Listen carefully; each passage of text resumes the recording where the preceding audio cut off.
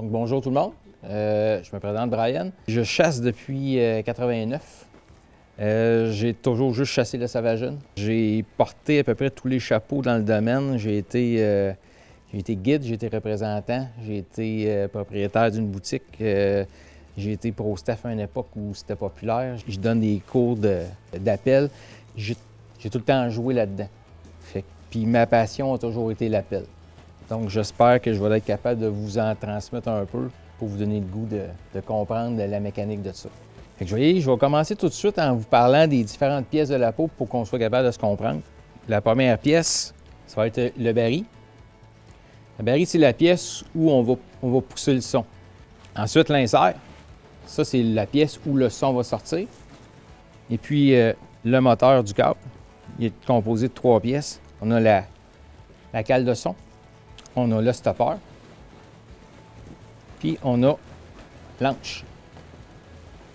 Donc ça résume un peu ce qui est notre peau, les parties de la peau. Là, peu importe la marque que ce soit, c'est tout le temps ces composantes-là qui vont être dans vos appos, tout le temps.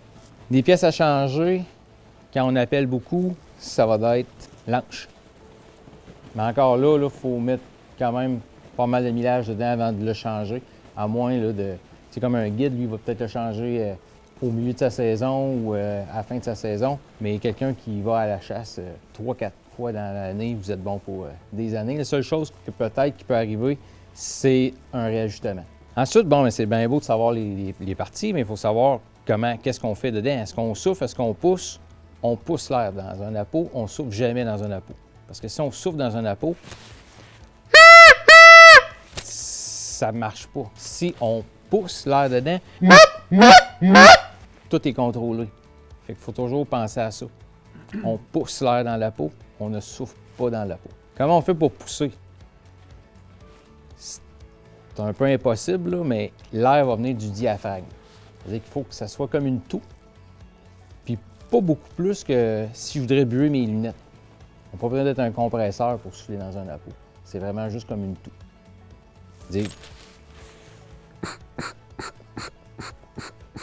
C'est pas plus que ça. Plus que ça, là, on perd le contrôle, puis là, on tombe dans... Ça ne fonctionne plus. Fait qu'on y va vraiment une toux, du diaphragme, puis on pousse. La position des mains est importante aussi. On-end, puis la off-end. Mais la main qui va tenir mon appôt, je vais venir le déposer, puis je vais venir fermer. Un peu comme si je ferais excellent, là. Je vais mettre comme ça. Puis les 3 doigts qui vont rester, ils vont venir en unité. Là, il y a 2 façons. Il y a la façon comme ça, je vais laisser environ, là, je dirais, l'espace d'un doigt, là. Puis ils vont rester comme ça. Ou on peut tout fermer, puis notre doigt qui est ici, il va rester comme ça, puis je vais avoir peut-être l'espace d'un doigt qui va rentrer comme ça. Puis pour contrôler mon appôt, on n'a pas besoin d'ouvrir puis fermer les mains. Si on avait une flûte, oui, mais pas ce genre-là. Puis comme celui que vous avez pas besoin de faire ça. Fait que je vais passer de ça à ça pour contrôler mon appôt.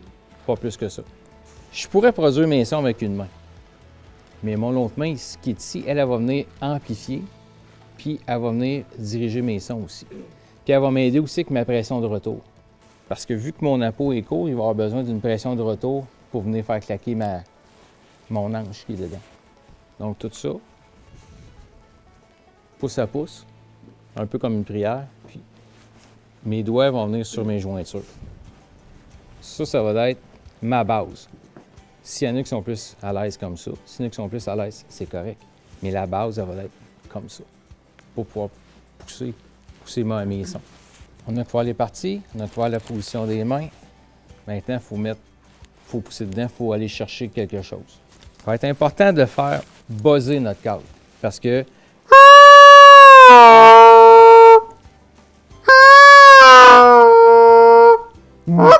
quand tout est contrôlé, l'ange va venir vibrer.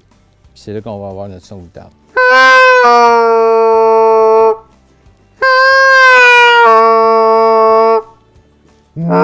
Après ça, il me reste juste à pousser juste un peu plus d'air, puis là, on va faire claquer notre hanche. Donc là, on a pas mal couvert tout ce qu'on avait à couvrir dans la façon de le tenir, la façon de pousser notre air, puis la façon qu'il faut qu'il buzz pour arriver à ça. Ça, on est rendu à nos sons. Il y a 3 sons, je dirais, de base à apprendre pour avoir du fun à la chasse. On va avoir le honk, qui est le son classique de notre guitare, là, le ouit, le ce son-là, le clock, puis le monte. Si je suis capable de bien faire mon honk, je vais être capable de faire mes 2 autres notes. Parce que mon honk, dans le fond, c'est le clock et le monte ensemble qui vont former mon honk. Moi, j'ai un conseil à vous donner, commencez une note, pratiquez cette note-là, vous maîtrisez cette note-là, passez à la suivante. Ensuite, passez à la suivante. C'est mieux de faire une belle note que de faire 3 so-so notes. On peut y aller avec un ouit, qui est un peu la base de tout, là. Ouit, qui va se transformer en ouit. Puis là, avec le buzz, on va aller chercher notre son qu'on a besoin. Ça va être la base. Si je prends juste ma note d'en avant, ma première note, ça va être mon clock. Si je prends ma deuxième note, ça va être mon monde. Donc, mes 2 ensemble.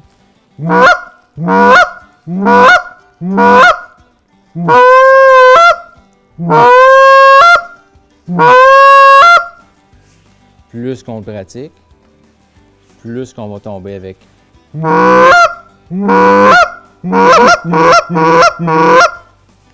on tombe. Là, on peut se bâtir une routine, on peut se bâtir une séquence. Le contrôle. C'est simple, c'est la clé. C'est ça. C'est la base. Puis c'est bon pour autant un appôt à canard qu'un appôt à bernache qu'un appôt pour l'ouest. C'est la base et là. Après ça, on tombe dans la lecture de ton oiseau. Parce que c'est sûr, certain, je vais donner comme exemple, si tu es à l'autre bout du champ, je te dis, Guillaume, tu m'entendras pas. Si je te lâche un... Hey Guillaume! Oh, là, j'ai ton attention. Hey Guillaume, tu viendrais-tu ici? Là, tu t'en viens, puis si je commence à te parler, à moitié Guillaume, qu'est-ce que je t'ai parlé pour le câble? Au fur et à mesure, je vais modeler le son que je veux faire. Donc, si je les vois loin, je vais y aller avec un son de longue distance. Moi, je vais étirer mon honk. Ouh! Et plus que mes udages vont se rapprocher, plus que je vais le raccourcir, plus que je vais gagner de la vitesse aussi, puis du tempo. Parce qu'une bernache, plus qu'elle est excitée, plus que le tempo va augmenter, puis plus que il va devenir aigu. Puis le contraire aussi. Tu sais, un bon exemple, quand on en va sur l'eau, l'outarde est plus relax. On entend les gros sons d'outarde. C'est ça. Mais au champ, quand ils rentrent, vous allez voir, ils sont plus excités. Là, c'est vite. C'est beaucoup des cloques, des double cloques, puis ils veulent rentrer. Donc, c'est vraiment de doser ces sons-là. Puis ça va avec l'expérience, puis ça va avec ta lecture d'oiseau aussi. Mais règle générale, le honk, le clock, puis le monde vont venir couvrir pas mal tous tes aspects. Puis c'est un peu dans l'ordre aussi que tu peux appeler tes honks. Plus excités vont tomber dans tes clocks.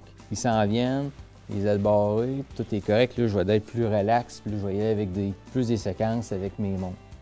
Ça ressemblerait un petit peu à ça.